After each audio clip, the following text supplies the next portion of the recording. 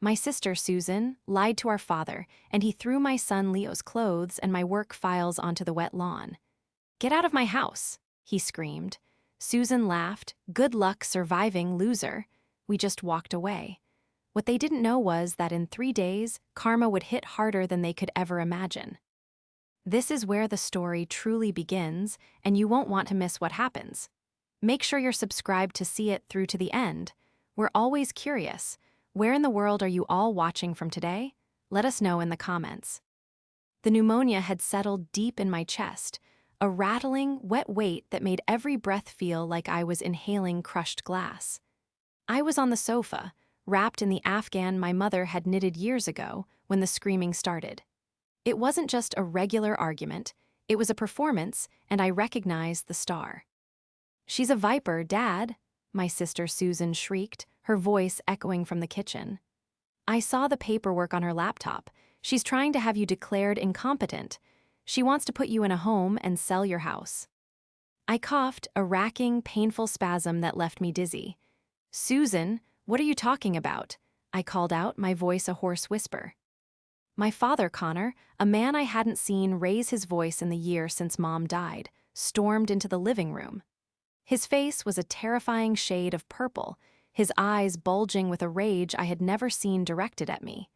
He was 65, retired, and, I had thought, grieving with me. Now he looked like a stranger. "You," he roared, pointing a trembling finger. "You ungrateful witch." "Dad, what's wrong?" I tried to sit up, but the fever and the shock made the room spin. My 8-year-old son, Leo, hearing the commotion, appeared in the doorway of his room, his eyes wide with fear, a half-built Lego ship in his hand. "Do Dad me," Connor spat. He grabbed the Afghan, Mom's Afghan, and ripped it off me, tossing it to the floor. "Susan told me everything. You're trying to steal my house, my home." "What? No, Dad, that's insane." I looked past him to where Susan stood in the kitchen doorway. She was filming. Her phone was up, a smirk playing on her lips, her eyes glittering with a cold, triumphant malice. She was a social media influencer, and this was just more content for her drama channel. "I saw the documents, Isabella," Susan said, her voice dripping with fake concern. "Estate planning, power of attorney, incapacity clauses. You're a paralegal. You know exactly what you're doing." "Those are Mom's estate files," I cried, desperation making my voice crack. "I'm the trustee. I was organizing them for the accountant, you know that." "Lies," Connor shouted. He stalked over to the hallway closet, ripped open the door, and pulled out my winter coat and Leo's small green parka. He threw them at my feet. "Get your stuff, get your kid, and get out of my house." The words hit me harder than a slap. "Dad, please, I'm sick, it's raining. Leo has school tomorrow, this is our home." "Not anymore," he said, his voice flat and dead. He then went to my room. I heard the scrape of drawers, the crash of my laptop bag hitting the floor. He came back out, his arms full of my clothes, my files, my personal papers, and walked straight to the front door. He opened it, and the sound of pouring rain filled the house. With a grunt, he hurled everything onto the front lawn. The meticulously organized files from my paralegal job, files I was working on from home while sick, burst open, papers scattering and turning to pulp in the downpour. "My work," I gasped, lurching to my feet. The dizziness was overwhelming, but the adrenaline was stronger. "Dad, no." Leo ran forward, but Susan stepped out and put a hand on his chest. "Stay out of this, kid," she said, not even looking at him, her eyes fixed on me. Connor went back, this time to Leo's room. He returned with Leo's backpack and a plastic bin of his most loved toys. He threw those out, too. The little Lego ship Leo had been holding clattered to the floor, forgotten. "Now get out," Connor commanded. I looked at my father, this man who had raised me, who had held me when Mom died, and I saw no recognition. I saw only the reflection of my sister's poison. I looked at Susan, her face glowing with victory. "Good luck surviving, loser," she laughed, her voice bright and cruel. I felt a sudden, icy calm settle over me. The fever, the coughing, the fear, it all evaporated. I turned to my son, who was shaking, tears streaming silently down his face. I knelt, ignoring the pain in my lungs, and put my hands on his small shoulders. "Leo," I said, my voice low and steady. "Go put your shoes and your coat on. We're going to a hotel for a few days. A little adventure." He just nodded, his lower lip trembling. I walked to the hall closet, retrieved my own shoes and my purse and my son's soaked parka from the porch. I didn't grab my coat. I didn't grab anything else. I didn't look at my ruined work files. I didn't look at the bin of Leo's toys sinking into the mud. I took Leo's hand. I didn't beg. I didn't cry. I didn't give them the satisfaction. We just walked away. I walked us past the lawn, past my worldly possessions dissolving in the rain, and into the cold, wet night. As I buckled a shivering Leo into his car seat, I glanced back at the house. Susan and Connor were still in the doorway, watching, silhouetted against the warm light. They looked like victors. They had no idea. They had forgotten one crucial thing. They thought they were throwing me out of their house. I started the car, the windshield wipers struggling against the deluge, and as I pulled away from the curb, I thought of my mother. I thought of her foresight, her wisdom, and the legal document she and I had drafted together 2 years ago. They thought I was a loser. They thought I was a paralegal. They forgot that I was the trustee. And as I drove, a new, cold resolve settled in my chest, more powerful than any sickness. They had given me 3 days of sick leave from my job. I would use them. I would use every single minute. The betrayal was worse than the diagnosis itself. The hotel room smelled of industrial cleaner and stale coffee. It was a budget motel off the highway, the best I could find at 9 o'clock on a rainy Tuesday night that would take a cash deposit, since I'd left my wallet but grabbed my purse, which thankfully had my debit card. Leo was asleep on the stiff double bed, still in his day clothes, his breathing uneven, his face pale and tear-stained even in sleep. He hadn't said a word the entire ride. He just held my hand, his small fingers gripping mine with a desperate strength. My pneumonia, ignored and aggravated, was waging war on my body. Every breath was a painful wheeze. I sat in the single, stained armchair, my phone plugged into the wall, the screen brightness turned all the way down. The first thing I did was text my boss, Mark. "Family emergency, extremely sick. We'll be out for the 3 days as planned, maybe longer. We'll check email." It was a lie, but a necessary one. I couldn't explain that my family emergency was that my family was the emergency. I stared at the peeling wallpaper, the events of the last hour replaying in a sickening loop. Dad's purple face, Susan's smirk, my work files, hundreds of hours of billable work dissolving into gray mush on the lawn, Leo's toys, the slam of the door. My phone buzzed on the cheap laminate nightstand. A new text. It was from a number I didn't recognize, but the preview was all I needed to see. It was a video. I pressed play, my thumb trembling. It was Susan's footage, of course. Shot from the kitchen, it perfectly framed my father's rage and my own wheezing, pathetic confusion. It was edited naturally. It didn't show her screaming her initial lies. It just started with Dad yelling, "You ungrateful witch." It was a masterpiece of manipulation. I was painted as the abuser, the cold-hearted daughter, and he as the victimized father finally standing up for himself. And then the video link. She had posted it. On her public influencer page, the one with 5,000 followers who hung on her every manufactured drama. The caption read, "So hard to do, but had to finally help my dad stand up to my toxic sister. She was trying to steal his house and put him in a home. Please send strength." The comments were already pouring in. "OMG Susan, you are so brave. Your sister is a monster. Sending love and light, you did the right thing." My blood ran cold, then hot. This wasn't just a family fight, this was a public execution. She wasn't just trying to get me out of the house, she was trying to destroy my reputation. As a paralegal, my reputation was everything. This one video could cost me my job, my career. My breath hitched and a coughing fit seized me, so violent and deep I thought I would pass out. I stumbled to the bathroom, bracing myself on the sink, spitting into the basin. When the spasm passed, I looked up at my reflection in the sanitized, paper-stripped mirror. I was a ghost. Pale, sick, with dark circles under my eyes and matted hair. I looked like a victim. I looked like the loser she'd called me. I splashed cold water on my face, the shock of it clearing my head. I thought about calling the house, trying to reason with Dad. But what was the point? He was under Susan's spell. He wouldn't listen. I went back to the chair and pulled up my email. The first thing I saw was an alert from the joint bank account I shared with my father, the one I used to pay his bills. A transfer. A transfer for $5,000 made 10 minutes ago. The recipient? Susan L. Connor, business expenses.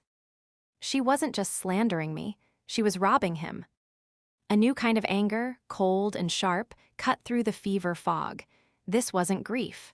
This wasn't a misunderstanding. This was a coup. Susan, who had never held a job for more than 6 months, who lived off a series of sponsorships for dubious health teas and bad fast fashion, was making her move. She thought I was weak. She thought I was sick, isolated, and beaten. She was right about 2 of those things. I opened a new email. My fingers, still trembling but now with purpose, flew across the keyboard. To Martin, Beckworth at Beckworth Law, com subject. Urgent. The Connor Family Trust breach of terms. Dear Martin, this is Isabella Connor. We have a severe and immediate problem. My father, acting on my sister's influence, has illegally evicted me and my son from the property at 112 Oak Street.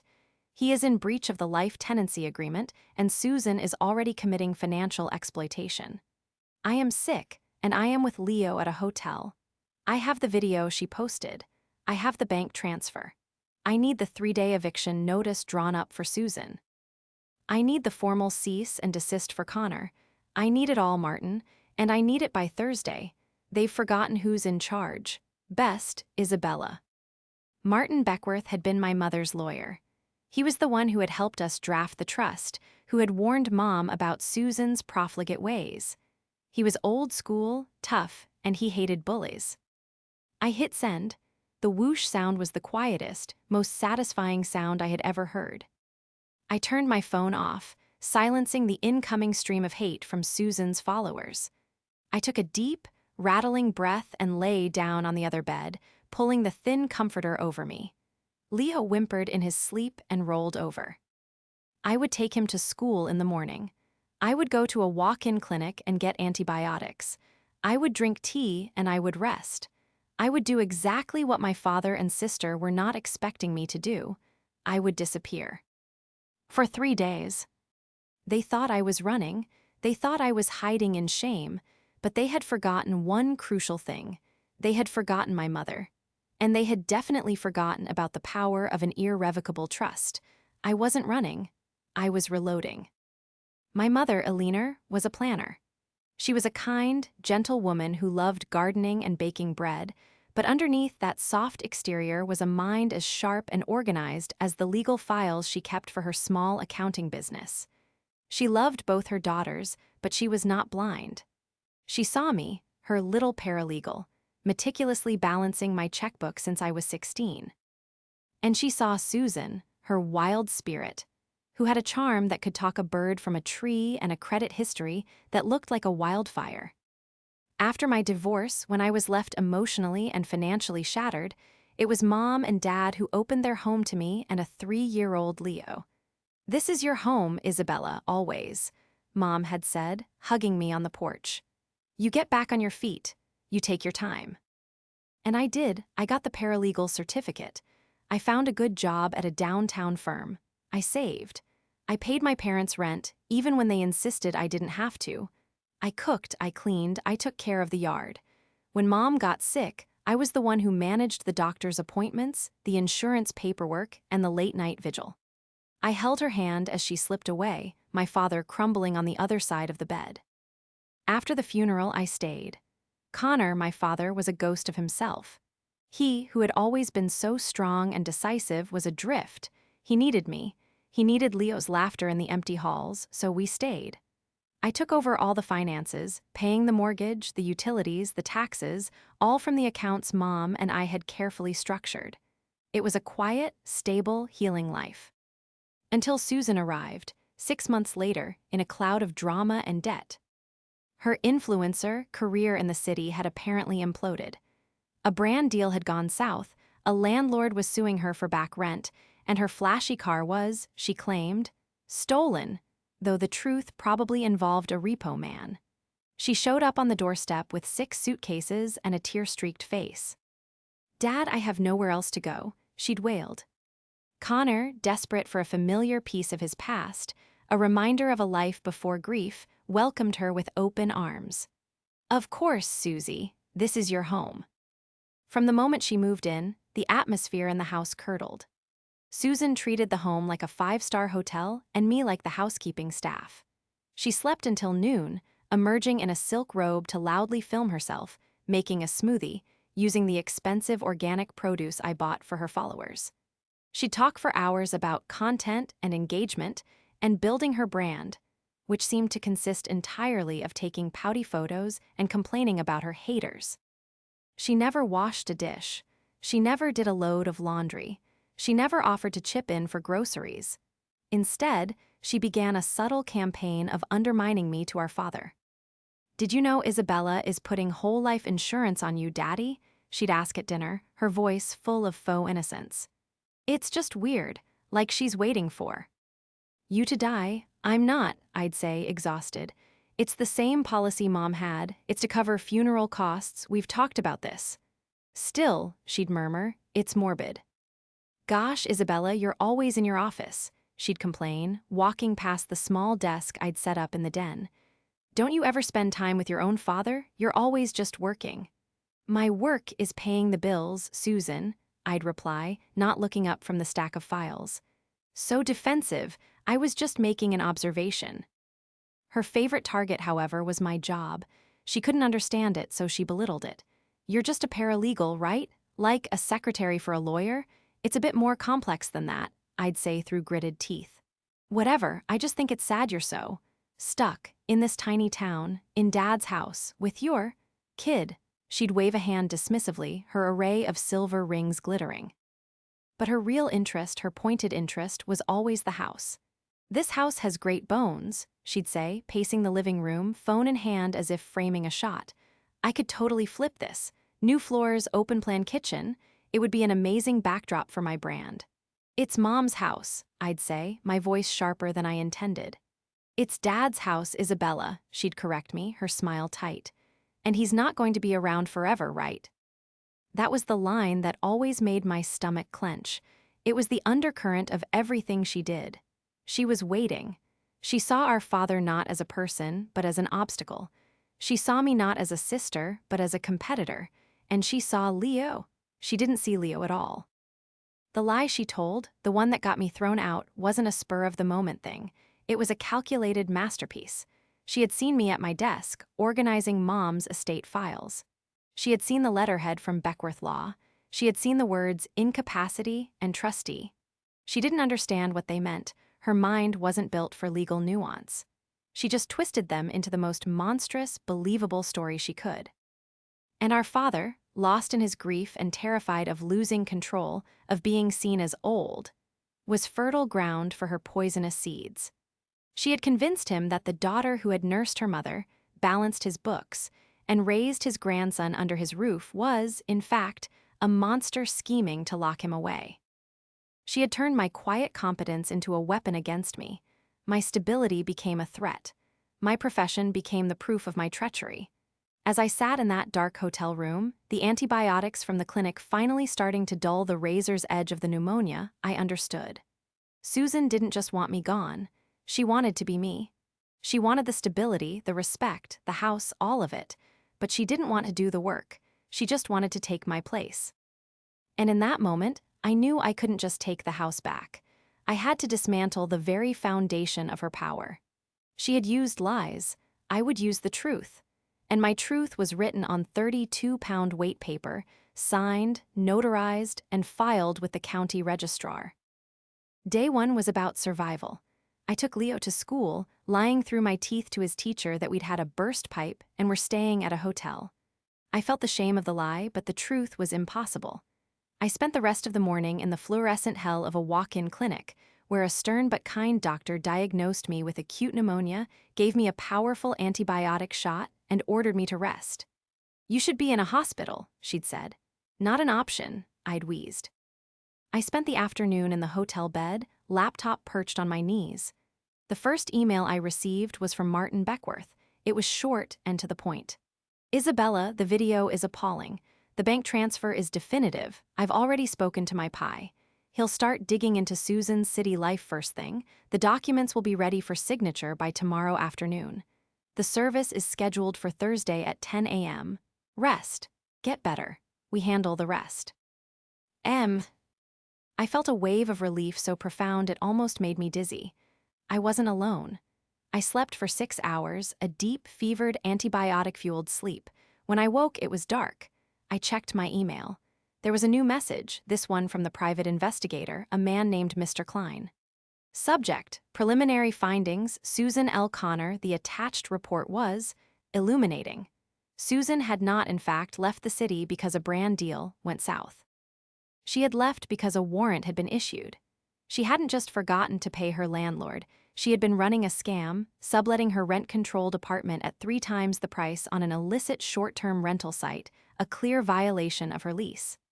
The landlord wasn't just suing, he was pressing criminal charges for fraud.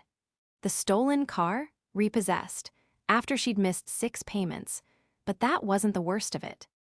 Mr. Klein had found a string of brand deals that were just thinly veiled. Grifts. He'd found 3 other influencers who claimed Susan had taken money for a collaborative retreat and then disappeared. She wasn't just irresponsible, she was a serial fraud. My hands were shaking. This was so much bigger than a family dispute. She was a criminal, and she was in a house full of my mother's valuables with access to my grieving father's bank accounts. The $5,000 transfer wasn't a one-off. It was a down payment. My shift from victim to strategist was complete. This was no longer just about getting my home back. It was about protecting my father from the predator he'd invited in. It was about protecting my mother's legacy. Day 2 was for building the case. I picked Leo up from school and took him to a different hotel, a slightly nicer one with a small kitchenette. I told him the pipe was a bigger mess than we thought, but we were safe. He was quiet, drawing pictures of our house with a big, sad X over the door. My heart broke, but I had to stay focused. While he watched cartoons, I got on the phone. First, I called my boss, Mark, and told him the truth. Not all of it, but enough. "My sister is financially exploiting my father. It's become a legal matter, and I had to remove myself and my son from the house for our safety." The relief in his voice was palpable. "Isabella, thank God. We saw the video. We know you. We were all worried. Take all the time you need. The firm's partners are already discussing. Well, let's just say we don't take kindly to people slandering our best paralegal. Our lawyers will be in touch." My firm was going to back me. The slander charge. Susan had no idea what she'd just unleashed. Next, I logged into the trust's bank account. The main account, the one Connor had no access to, was secure, but the smaller joint account, the one I used for bills, was a bloodbath. After the initial $5,000, Susan had gone on a spree. $1,200 at a high-end electronics store, $2,300 at a luxury handbag website, a string of smaller purchases for makeup, clothes, and food delivery. She had drained it. Nearly $10,000 in less than 48 hours. I calmly downloaded the statements. I attached them to a new email to Martin and Mr. Klein. "Add this to the pile. She's accelerating." I then accessed the home's security system, the one I'd installed when Mom was sick so I could monitor her from my office. I had turned it off when I was home, but I could still access the logs. I hadn't turned it back on. But Susan had. She had turned on the internal cameras, the ones in the living room and kitchen. The ones she had no idea I still had master access to from my laptop. I clicked the live feed. There she was, pacing the living room on the phone. The room was a mess. Takeout boxes, shopping bags piled high. "No, Dad, she's not coming back," Susan was saying, her voice impatient. "She's a loser, remember? She's probably crying in some dump. Now about the car. You said Mom's old car is just sitting in the garage. I mean, you don't use it." My father's voice was muffled, but I heard Susie. "I don't know." "Oh, come on, Daddy. I deserve something nice after all this drama. You're going to let your little girl drive around in a beater." My blood boiled. I clicked record. I saved the clip. I sent it to Martin. The trap wasn't just the trust. The trap was Susan herself. Her own greed, her own arrogance, her own complete underestimation of me. She thought I was a secretary. She'd forgotten that a good paralegal knows everything. We are the ones who build the case, find the evidence, and prepare the weapon. The lawyers just fire it. By nightfall on day 2, the weapon was fully loaded. And Thursday morning was just hours away. Thursday morning, day 3, 10:00 a.m. The rain had stopped, but the sky was a bruised, heavy gray.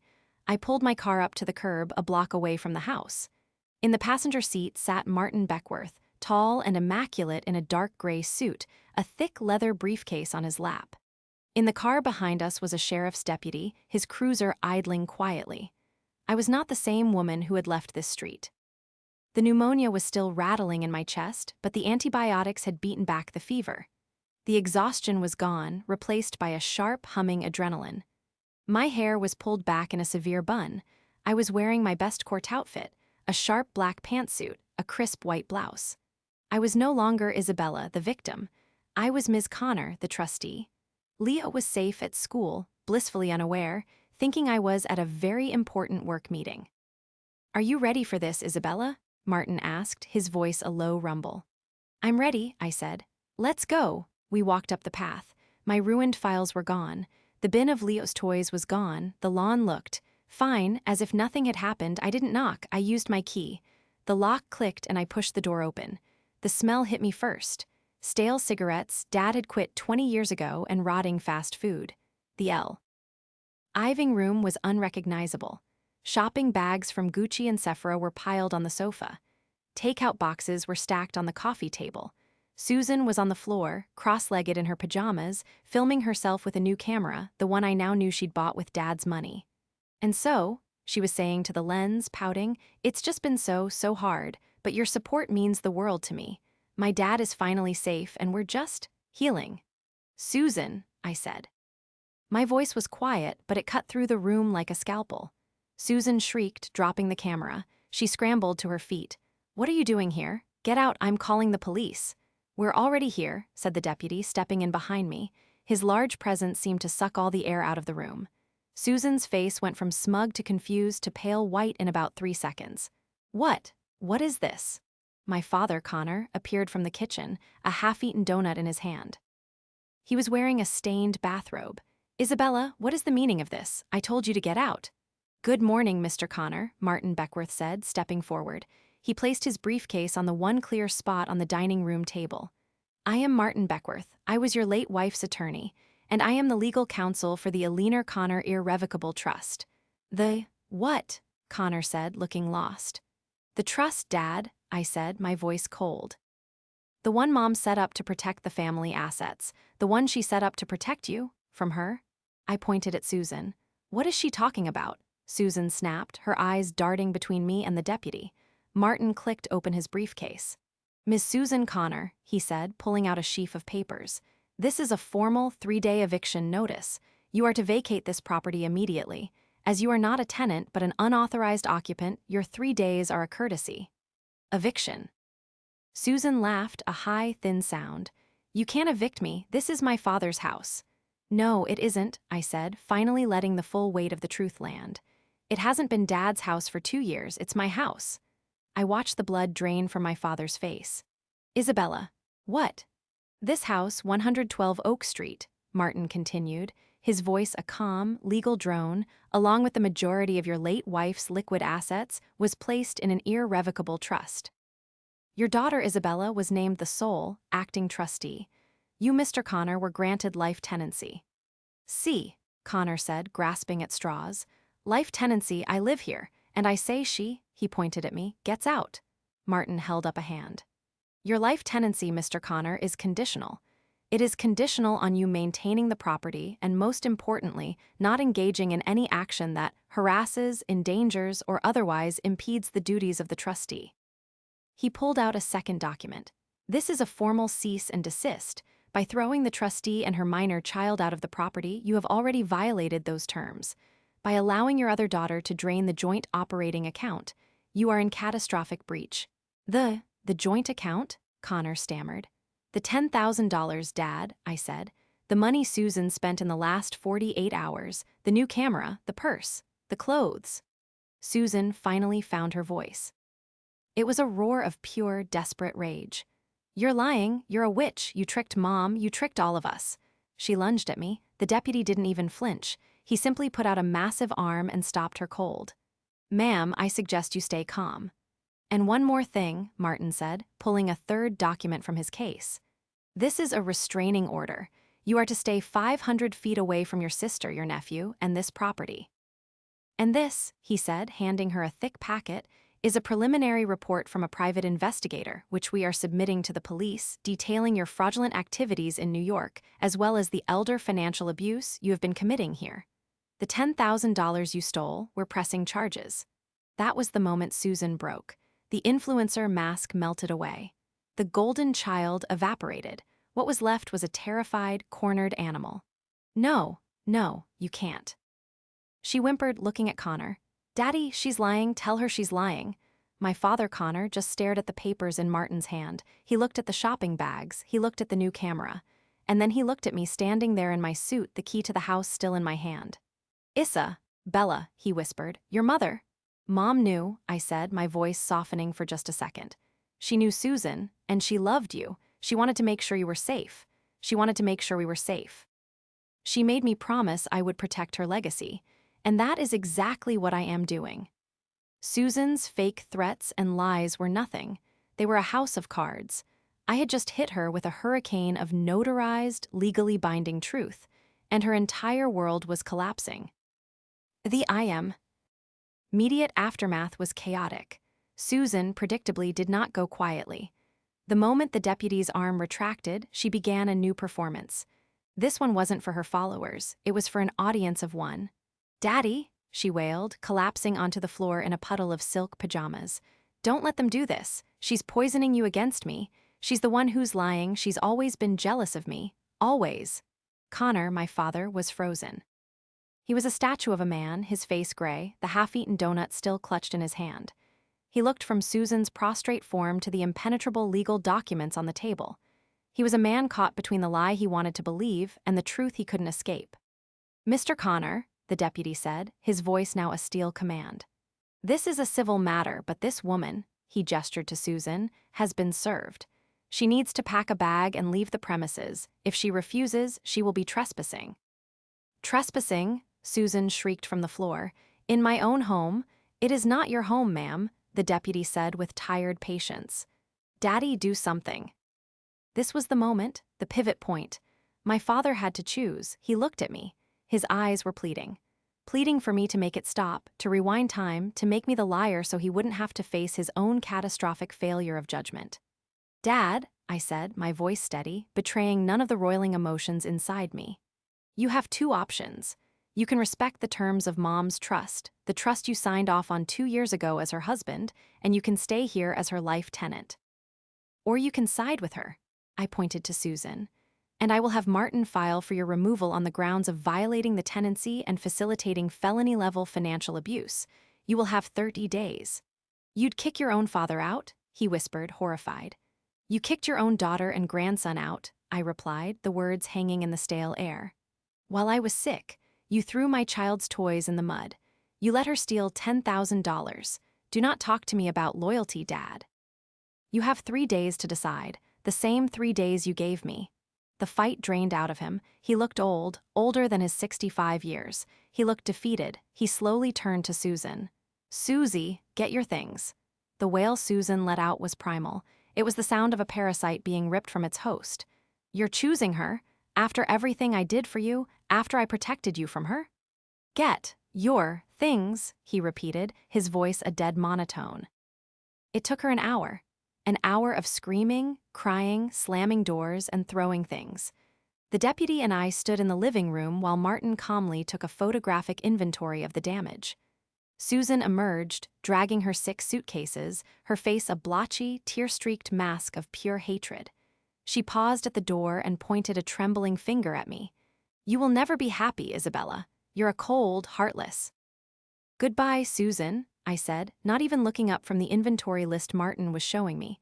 She let out one more strangled sob and then she was gone, her suitcases rattling down the walkway. The deputy followed to ensure she left the property. The silence that fell in the house was heavy, suffocating. "I'll be back in an hour with a cleaning crew," I said to my father, who was still standing in the same spot. "Isabella," he started, his voice cracking. "Don't," I said, holding up a hand. "I can't. Not right now, I have to go pick up my son." But the case wasn't over. Martin and I had a meeting with the firm's partners, and the DA, the slander case was a slam dunk. The video, combined with my sterling employment record and the testimony of my bosses, was more than enough. But the fraud, that was what interested the DA. Mr. Klein's report was just the beginning. The DA pulled her New York file, the warrant, the multiple victims. "She's a piece of work," the DA said, flipping through the pages. "And elder financial abuse is a serious felony here, Mr. Connor." My father, who Martin had insisted attend, sat beside me, looking small in the oversized chair of the conference room. He had to listen as Mr. Klein laid out the full extent of Susan's deception. The DA brought in one of her other victims via video conference, a young woman in New York who had paid Susan $3,000 for a social media boot camp that never happened. The spell wasn't just broken, it was ground into dust. My father was forced, in the cold, sterile light of a legal office, to see his golden child for what she was, a common criminal. "We have enough to charge her with at least 4 counts, the DTA said. "The question is, Mr. Connor, are you willing to testify against your daughter?" I held my breath. This was the second and final test. Connor looked at the table. He looked at the young woman on the video screen.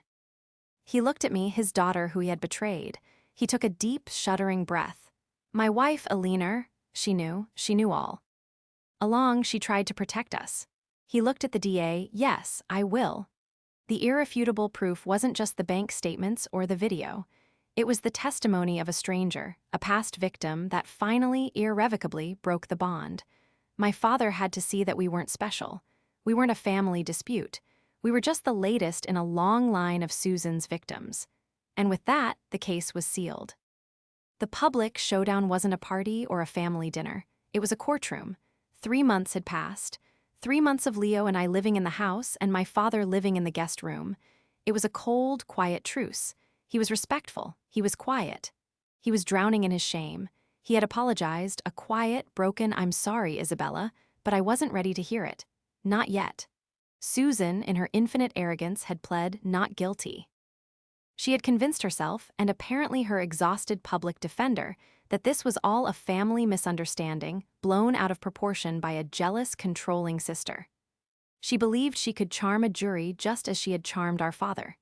She sat at the defendant's table in a demure, ill-fitting beige suit, her hair pulled back, no makeup. She was playing the part of the penitent, misunderstood child. It was a good performance, but the DA had a better one. The DA started with the New York victims, then the landlord, then Mr. Klein. The case against her for fraud was methodical, clinical, and devastating. Then my firm's managing partner, Mark, took the stand. He testified to my character, my exemplary work record, and the incalculable professional damage Susan's slanderous video had caused.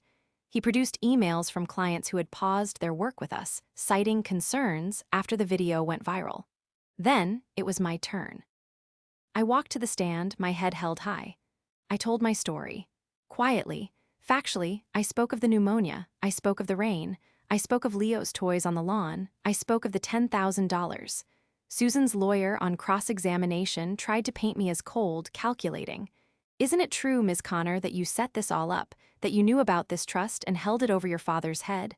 "No," I replied calmly. "I am the trustee. My duty is to the trust's assets, which my mother put in place to provide for my father's care and my son's future. I did not hold it over anyone. I enacted it when those assets were being stolen. Stolen, or just borrowed by a loving daughter? Was the $1,200 camera borrowed?" I asked. "Was the $2,300 handbag? Was the $5,000 business expense?" The lawyer had no answer. But the climax, the true, final moment, came with the last witness. The DA called Connor to the stand. He looked terrible. He had lost weight. He shuffled as he walked. He sat in the witness box, a man utterly broken by his own folly. "Mr. Connor," the DA began, "can you identify the woman at the defendant's table?" "Yes," he whispered. That's my daughter, Susan. And can you tell the court about the events of November 12th? My father recounted the lie. He recounted his rage. He recounted throwing me out. He didn't spare himself. He admitted in front of a full courtroom that he had been poisoned by his grief and his own pride. And what about the money, Mr. Connor? The $10,000. I let her take it, he said, his voice cracking. She told me Isabella had been skimming for years and that this was just getting it back. I wanted to believe her. You wanted to believe your daughter Isabella, a woman with a spotless financial record, was a thief, so you allowed your other daughter, a woman with a history of fraud, to take back money from an account? Objection, the public defender shouted. Leading, sustained, the judge said, but the damage was done. The DA walked closer. Mr. Connor, look at your daughter. Look at Susan. Do you have anything you want to say to her? This was it, the public humiliation. My father turned, his eyes locking with Susan's for the first time. Her face was a mask of pleading. Daddy, save me. He looked at her and all the scales finally fell from his eyes. He wasn't seeing his Susie. He was seeing a stranger who had tried to destroy his family. I have one question, my father said, his voice gaining a small, trembling strength. Why, Susie? Why would you do that to your sister? Why would you do that to Leo, to me? Was it all just money? Susan's penitent mask shattered, her face contorted. You, she hissed, forgetting where she was, forgetting the jury. She stood up, pointing at me. It's all her fault. She's the one who had everything. She had Mom's love. She had the house. She had the money. I had nothing. You all gave me nothing. I deserved it. It was my turn. The courtroom was silent. The public defender dropped his head into his hands.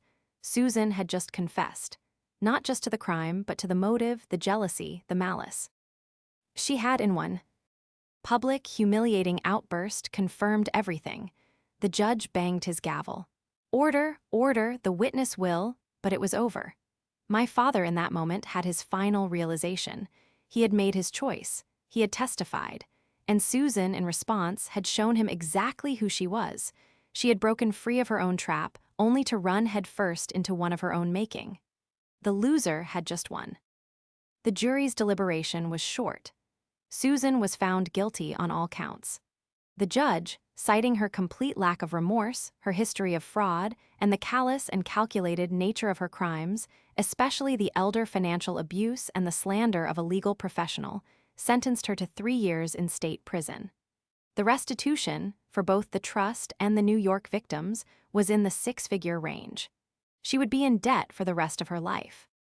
Her influencer career was over, replaced by a permanent public record of her crimes. The slander lawsuit settled out of court. Susan's apology, posted to her now-defunct social media account as a condition of the settlement, was a pathetic, legally vetted retraction that fooled no one. My firm used the settlement money to create a small pro bono fund for victims of elder financial abuse. I walked out of the courtroom, my heels clicking on the marble floor, and breathed in fresh air for the first time in months. The pneumonia was long gone, but the weight in my chest had remained. Now it was finally lifting. My father was waiting on the steps. He didn't say anything. He just looked at me, his eyes full of a pain I finally understood. "Let's go home, Dad," I said. That night, I sat with Leo on his bed, reading him a story. He was happier now, the X's he used to draw over the house long since erased. Is Grandpa sad?" Leo asked, his head on my shoulder. "Yes, honey, he's very sad." Is he going to be angry again?" "No," I said, kissing his hair. "No, I don't think so. I think he's just learning." Later, I found my father in the kitchen, making tea. We stood in silence for a moment. She'll be 35 when she gets out," he said, his back to me. "Yes." I didn't. "Issa, I never knew she was like that. I missed your mother, and Susan, she was like a piece of the past, a piece of before, and He trailed off, his shoulders shaking. He turned, and for the first time, I didn't see the man who had thrown my son's toys in the mud. I saw my dad, a grieving, broken, foolish man who had been conned by his own blood.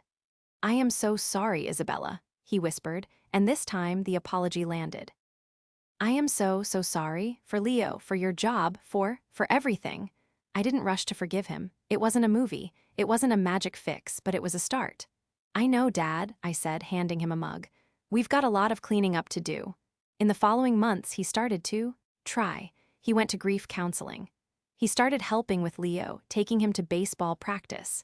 He meticulously deep-cleaned the garage, polishing Mom's old car until it shone. One day, he presented me with a small, framed check. "It's from my pension," he said, not meeting my eye. "It's the first installment to pay back the trust for what I let her steal." It was $10,000. I looked at the check and then at my father. I pushed it back across the table. "No," I said, "but open a new account. Put it in Leo's name. For his college, that is how you pay Mom's legacy back. By investing in the future, not by paying for the past." He finally met my eyes and he smiled. A real, genuine smile. My life returned to a new, better normal. My firm promoted me. I was no longer just a paralegal. I was managing the entire estate planning division. My new role, born from my own trial by fire, was to help other families protect themselves. My mother's trust had been her last, greatest act of love, and now I was paying it forward. Justice was served. My son was safe. My father was healing. And I was, for the first time, in complete control. Susan's taunt echoed in my head one last time. "Good luck surviving, loser."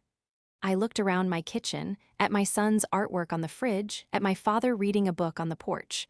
I thought about my new office, my new title. I wasn't just surviving, I was thriving.